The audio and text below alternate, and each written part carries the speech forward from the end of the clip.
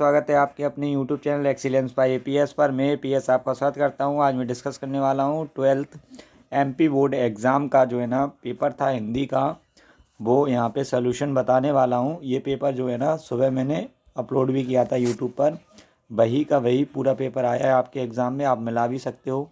ये वीडियो मैंने 7 बजे ही 7 साढ़े 7 पे अपलोड कर दिया था, क्योंकि मेरे पास जब पेपर आया तो मैंने जल्दी से वीडियो बना के अपलोड कर दिया, तो उससे आप मिला सकते हैं। बहुत ज़्यादा क्वेश्चन, पूरे का पूरा पेपर ही यही था।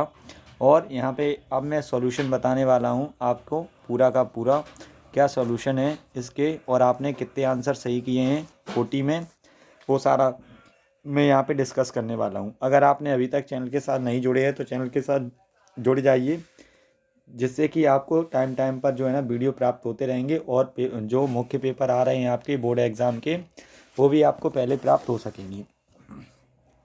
तो आइए स्टार्ट करते हैं। उससे पहले आपसे रिक्वेस्ट है कि दोस्तों के साथ ज़्यादा शेयर ज़रूर करते जाइए, पूरा सोल्यूशन ज़रूर देखें। यहाँ पे बताऊँगा मैं आपको पूरा कौन कौन सा आंसर सही है। तो आइए स्टार्ट करते हैं। तो पहला यहाँ से स्टार्ट हो जाता है क्वेश्चन नंबर फर्स्ट। तो यहाँ पे बोला गया है क्वेश्चन नंबर फर्स्ट में क्या बोला गया है, निम्नलिखित वाक्यों के सही विकल्प का चयन कीजिए। तो यहाँ पे क्वेश्चन नंबर फर्स्ट दे रखा है, किसकी गर्मी बाजार से अधिक सामान खरीदने पर विवश करती है, मौसम की या फिर दिमाग की, पैसे की या फिर शरीर की। तो इसका जो सही आंसर था वो है पैसे की। पैसे की इसका सही आंसर है। फिर नेक्स्ट है आपका क्वेश्चन नंबर सेकेंड। तो इसमें जो आंसर पूछा गया था वो था आपका, लेखक आनंद यादव अपनी माँ को ले गया था कहाँ, दत्ता जी राव के यहाँ, या रनबरे मास्टर के यहाँ, या बामन पंडित के यहाँ, या कच्चा अध्यापक के यहाँ। अगर इसका आंसर आपको पता है तो कमेंट सेक्शन में बताइए। इसका राइट आंसर है दत्ता जी राव के यहाँ पे ले गया था। फिर नेक्स्ट है आपका question number third. Question number third में बोला गया है आपके, निम्नलिखित में से विज्ञान संबंधी तकनीक है पर्यवेक्षक, नाविक, अनुबंध या तदर्थ। तो इसका जो सही आंसर है वो है बी। जिन बच्चों ने बी किया है वो जो है ना बताएं कमेंट सेक्शन में किस किस ने राइट आंसर किया है इसको। और फिर यहाँ पे क्वेश्चन नंबर 4 है, जहाँ शब्द से काव्य की शोभा बढ़ती है वहाँ अलंकार कौन सा होता है, उपमा, उभय अलंकार, अर्थालंकार, शब्दालंकार या शोभालंकार। तो यहाँ पे होता है शब्दालंकार। शब्द के लगाने से शोभा बढ़ती है और शब्द के हटाने से शोभा घट जाती है, तो उसे कहते हैं हम शब्दालंकार। ठीक है, ये जो सही किया है जिस बच्चे ने, जिन जिन बच्चों ने, वो कमेंट सेक्शन में आंसर बताइए। और जो है ना काफ़ी सारे पेपर पहले ही आ जाते हैं बोर्ड के, तो मैंने ये भी आ गया था आज अपने पास, तो हमने आपको ये पेपर बताया, पूरा का पूरा वही पेपर है। आगे भी ऐसे ही पेपर्स को पाने के लिए चैनल के साथ ज़रूर जुड़ जाएं। एक बार लास्ट ईयर जो है ना प्रिपेयर करके जाइए, तो आप अच्छा स्कोर कर पाएंगे।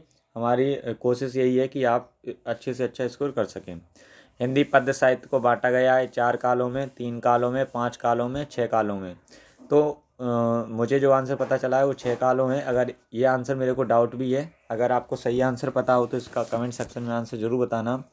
फिर इसके बाद है नेक्स्ट जो है ना क्वेश्चन नंबर 6, घुटनों में लेकर माँ बच्चे को क्या करती थी, नहलाती थी, बालों में कंघी करती थी, प्यार से देखती थी, कपड़े पहनाती थी।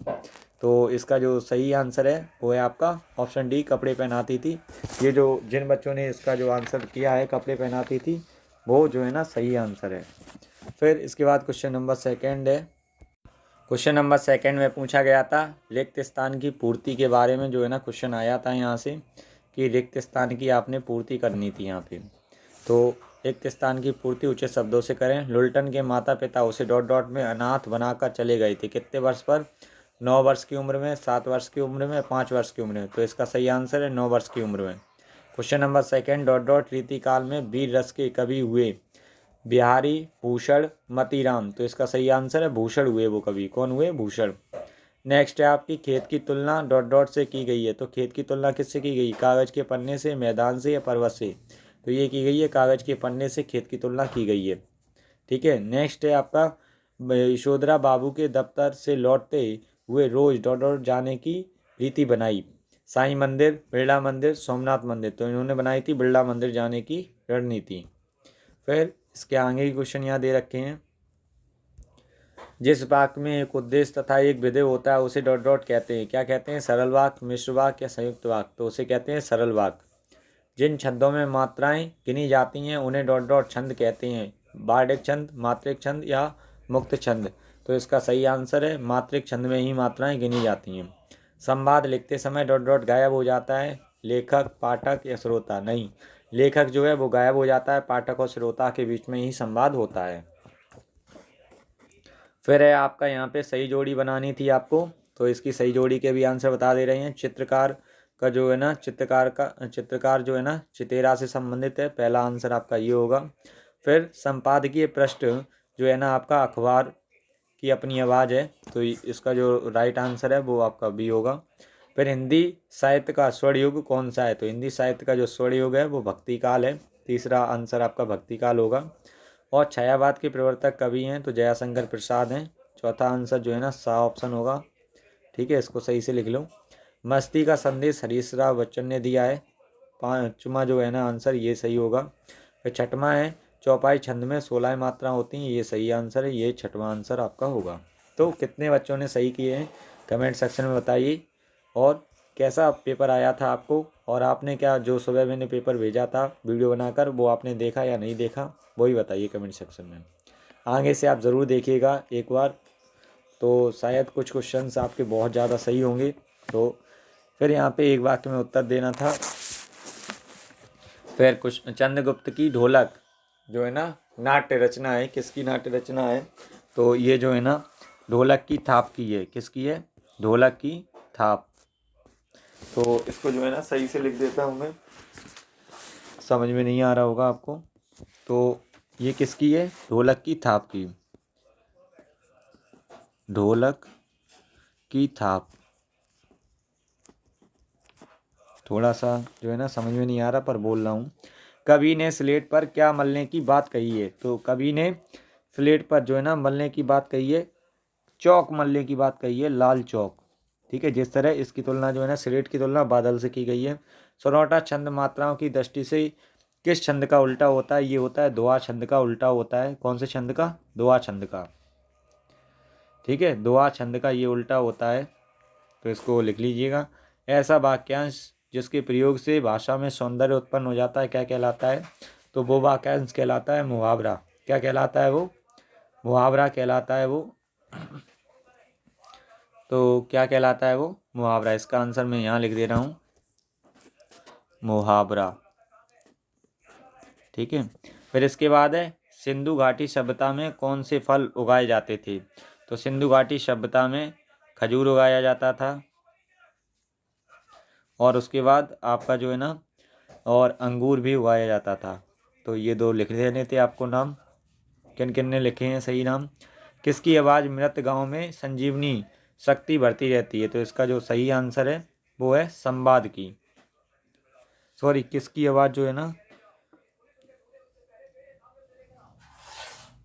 ये है ढोलक की थाप की। ये हमने ऊपर वाला जो है ना गलत कर दिया स्लेट पर, चंद्रगुप्त है ना, सरोटा छंद ऐसा जो वाक्यांश। ठीक है, रेडियो, इसका जो सही आंसर है वो है संवाद। ठीक है, रेडियो में संवाद।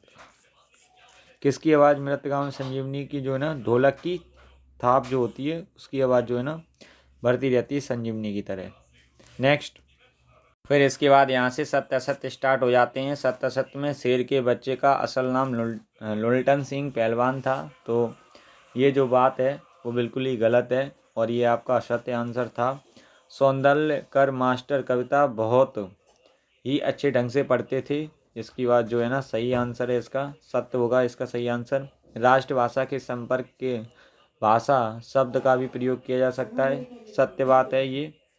शब्द शक्ति 5 प्रकार की होती है, तो शब्द शक्ति 5 प्रकार की नहीं होती है, ये बात असत्य है।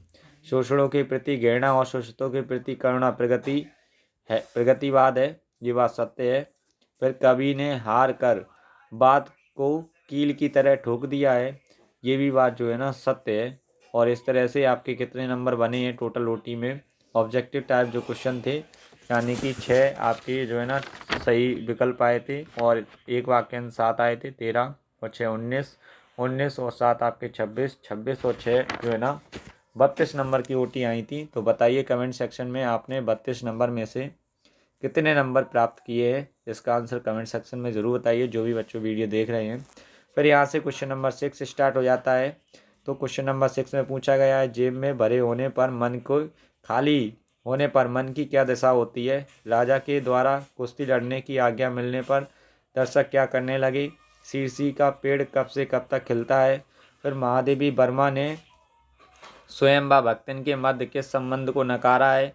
लेखक के पिता ने आनंद को पाठशाला भेजते समय क्या शर्त रखी? मोहनजोदड़ो के घरों की क्या विशेषता थी? फिर उसके बाद यहाँ से क्वेश्चन दे रखे हैं, नए और अप्रत्याशित विषयों के लेखन से छात्रों में कौन कौन से गुण विकसित हैं? फिर इसके अथवा में आया था, फिल्म और रंगमंच पर दृश्यों की किसकी सहायता से प्रभावशाली बनाया जाता है?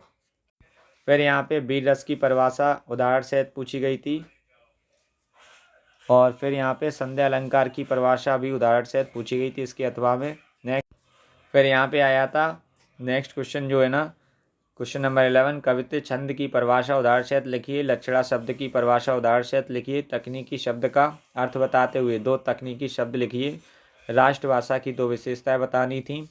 फिर यहाँ पे पूछा गया था, निम्नलिखित वाक्यों का शुद्ध करके लिखिए। मोहन पुस्तक पढ़ रही है, जंगल में शेर चिघाड़ने लगा। निर्देश अनुसार वाक्य परिवर्तित करने थे। लता गा रही है तो यहाँ पे मोहन पुस्तक पढ़ रहा है, तो मोहन पुस्तक पढ़ रही है तो यहाँ पे हो जाता मोहन पुस्तक पढ़ रहा है। लता गा रही है तो लता क्या गा रही है, ऐसे इसका प्रश्न वाक्य बन जाता। फिर यहाँ पे सेकंड है इसका, लता का हवा में उड़ना कठिन है, तो ये ऐसे बन जाता, आदमी का हवा में उड़ना कठिन नहीं है, इस तरह से वाक्य बन जाता। फिर नेक्स्ट है, कवि ने अपने खेत में कौन सा बीज बोया था, ये क्वेश्चन आया था। फिर नेक्स्ट आया था आपके जो है ना, शमशेर बहादुर सिंह कौन से तार सप्तक के महत्वपूर्ण कवि हैं? संसार में कष्टों को सहते हुए खुशी और मस्ती का माहौल कैसे पैदा किया जा सकता है? फिर है आपका, लक्ष्मण जी के लिए संजीवनी बूटी लेने के लिए कौन गया था? ये कुछ क्वेश्चंस थे जो आपके एग्जाम में पूछे गए। फिर यहाँ पे ये जो है ना गद्यांश आया था आपका, पद्यांश, घोर अंधकार हो चल रही है बाहर और आज द्वार द्वार पर यही दिया बुझे नहीं, और ये शीत का दिया जा रहा बिहान है और शक्ति का दिया हुआ है, और शक्ति का दिया हुआ है, भक्ति से दिया हुआ है, स्वतंत्रता दिया रुक रही ना नाव है और जोर का बहाव है, आज गंगा धार पर यही दिया बुझे नहीं और यह स्वदेश का दिया है प्राण के समान है। फिर यहाँ से पद्यांश में इसके क्वेश्चंस कुछ पूछे गए हैं। पद्यांश का शीर्षक, पद्यांश का सार और स्वतंत्रता को कवि ने दीपक क्यों कहा है, ये भी पूछा गया है। फिर यहाँ पे आया है आपका नेक्स्ट क्वेश्चन, निम्नलिखित आपठित गद्यांश को पढ़कर नीचे उत्तर देना था। हास्य व्यंग एक ऐसा माध्यम है जो नीरस बना देता है। हास्य का जादू इतना प्रभावशाली होता है कि छूत के रोगों की तरह चारों ओर फैला जाता है, और जिससे कभी भी हंसना ना सीखा, सचमुच उसने कभी भी जीना ना सीखा। सामान्यतः मनुष्य का जीवन इतनी मुसीबतें झेलनी पड़ती हैं कि वह अपने जीवन को पहाड़ समझने लगता है। ऐसे दुर्भर जीवन को यदि जीने योग्य बनाया गया तो उसके लिए आवश्यक है तो जीवन में हंसने की गुंजाइश हो, और हंसी के सारे मनुष्य अपने कष्टों को भूलने का प्रयत्न करता है। संघर्ष, तनाव, घुटन आदि आज भी जीवन की सहज देन है, और जिनसे बचने के लिए आवश्यक है हम हंसना सीखें। फिर इसके बाद यहाँ पे कुछ क्वेश्चन दे रखे हैं। गद्यांश का उचित शीर्षक, नीरस जीवन की कौन सा सुखद बना दिया है, गद्यांश का सार क्या है? हरीश राव बच्चन और तुलसीदास जी की काव्यगत विशेषताएं लिखनी थी। तो इनकी सबसे पहले 2 रचनाएं थी। जैसे हरीश राव बच्चन की है मधुबाला है एक रचना, और दूसरी है इनकी जैसे एकांत संगीत। इनकी प्रमुख रचनाएं एकांत संगीत, ठीक है।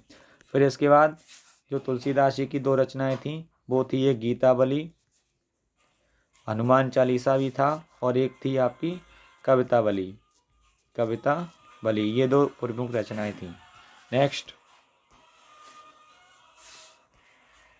फिर यहाँ पे दे रखा है, फडणवीस नाथ रेणु धर्मवीर भारती का साहित्यिक परिचय निम्न बिंदुओं पर लिखना था। फडणवीस रेणु की 2 रचनाएं मैं बता देता हूँ आपको। एक है जुलूस, ठीक है। फिर दूसरी है इनका बेला आंचल, काफ़ी ज़्यादा फेमस रचनाएं इनकी, बेला आंचल और जुलूस। फिर इसके बाद है धर्मवीर भारती की रचनाएं, ये है गुनाहों का देवता, पहली रचना है गुनाहों का देवता।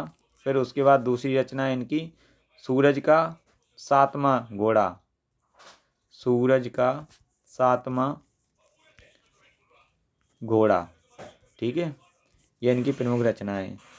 फिर इसके बाद क्वेश्चन नंबर 19 में भाव विस्तार कीजिए। जननी और जन्मभूमि स्वर्ग से महान क्यों है। क्रिकेट के खेल विषय पर दो मित्रों के बीच संवाद लिखना है। और फिर उसके बाद क्वेश्चन नंबर 20 आया था, जिसमें निबंध लिखना था एक विषय पर, पर्यावरण की सुरक्षा, वृक्षों की उपयोगिता, विद्यार्थी और अनुशासन, राष्ट्रीय एकता और अखंडता। मैंने आपको 3 प्रैक्टिस सेट भी करवाए, तो उनमें से भी बहुत ज़्यादा आया है। इंटरनेट का दैनिक जीवन में उपयोग। फिर इसके बाद यहाँ से स्टार्ट होता है, ये आपका संदर्भ प्रसंग संग व्याख्या आया था। सबसे तेज बौछार गई, भादो गया, सवेरा हुआ, और खरगोश की आंखों जैसा लाल सवेरा, और शरद आया पुलों को पार करते हुए, अपनी नई चमकीली साइकिल तेज चलाते हुए, घंटी बजाते हुए, जोर जोर से चमकीले इशारे से बुलाते हुए, पतंग उड़ाने वाले बच्चों के झुंड को। फिर इसके अथवा में और था एक, फिर ये जो है, तृतीय समीर सागर, अस्थिर है सुख पर दुख की छाया, जग के दिग्ध हृदय पर, और निर्दय विलप की प्लावित माया, यह तेरी रड़तरी है, और भरी आकांक्षाओं से भर भेरी गर्जन से सजग सुप्त अंकुश हर, और में पृथ्वी के आशाओं से नवजीवन की ऊंचा कर सिर ताक रहे हैं ए प्लब के बादल। ये आपका आया था। फिर इसके बाद गद्दांश आया था, ये इस तरह का। एक बार वह दंगल देखने श्यामनगर मेला गया, और पहलवानों की कुश्ती और दाव पेच देखकर उससे नहीं रहा गया। जवानी की मस्ती और ढोल की ललकारती हुई आवाज़ ने उसे नसों में बिजली उत्पन्न कर दी, और उसने बिना कुछ सोचे समझे दंगल में शेर के बच्चे को चुनौती दे दी। तो ये काफ़ी ज़्यादा इम्पोर्टेंट जो था वो आपके एग्ज़ाम में आया था। ठीक है, पैसा पावर है, पर इसके अथवा में आया था, पैसा पावर है पर उसके सबूत में आसपास मालटाल ना जमा हो तो क्या वह खाक पावर है। पैसे को देखने के लिए बैंक हिसाब देखिए, और माल आसबाब मकान कोठी तो अनदेखी भी दिखते हैं। पैसे की उस परचेजिंग पावर के प्रयोग में ही पावर का रस है। फिर यहाँ पे क्वेश्चन नंबर 23 था, ध्वनि विस्तारक यंत्रों पर प्रतिबंध लगाने हेतु जिलाधीश महोदय को प्रार्थना पत्र लिखना था। एक परीक्षा की तैयारी की जानकारी हेतु पिता को पत्र बताते हुए कि परीक्षा की तैयारी सही चल रही है, एक पत्र लिखना था पिताजी को। ठीक है, इस तरह के क्वेश्चन आए थे, काफ़ी ज़्यादा मॉडरेट पेपर था यानी। और इसी के साथ ये पेपर मैंने जो है ना पूरा बता दिया है आपको, काफ़ी ज़्यादा इम्पोर्टेंट था। तो आप सभी बताएं वीडियो कैसा लगा, और आगे जो आपका पेपर है उसको भी मैं कोशिश करूंगा, अगर पहले आ जाता है तो वीडियो ज़रूर बनाऊंगा। तो आप सभी जो है ना यूट्यूब चैनल के साथ ज़रूर जुड़ जाएं, जिससे कि आपको जल्दी से जल्दी क्वेश्चन प्राप्त हो सकें, और आपका जो पेपर है बहुत अच्छा जा सके। ये जो पेपर था वो पहले ही आ गया था, मैंने यूट्यूब पर भी डाल रखा है, आप देख सकते हैं। ऐसे ही और भी पेपर आएंगे तो मैं आपको बताता जाऊँगा। तो आप जो है ना चैनल के साथ जुड़ जाएं, और दोस्तों को ज़्यादा से ज़्यादा जोड़ें, और चैनल को ज़्यादा से ज़्यादा लोगों को भी शेयर ज़रूर करें। मैं आपके लिए बहुत अच्छा प्रयास कर रहा हूँ, आप भी थोड़ा सा प्रयास ज़रूर करें कि चैनल को ज़्यादा से ज़्यादा लोगों को भी शेयर ज़रूर करें।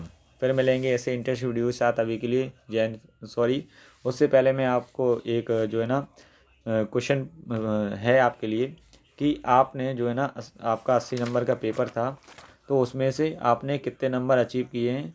आप ये जो है ना आंसर कमेंट सेक्शन में बताइए कि आपने 80 में से कितने नंबर आए हैं।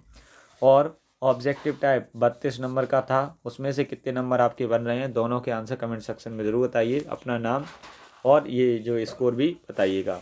फिर मिलेंगे ऐसे ही इंटरेस्ट वीडियो के साथ। अभी के लिए जय हिंद फ्रेंड्स, जय Hind students, thank you for watching.